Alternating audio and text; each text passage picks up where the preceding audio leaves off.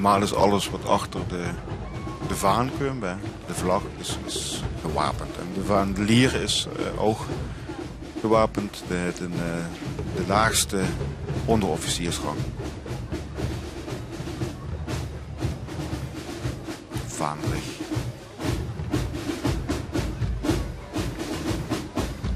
Een rang die ze in het leger heden ten dagen nog steeds tegenkomt zijn. Absoluut. Vaandrig. Alleen loopt hij dan niet meer met een vlag rond, hè? Nee.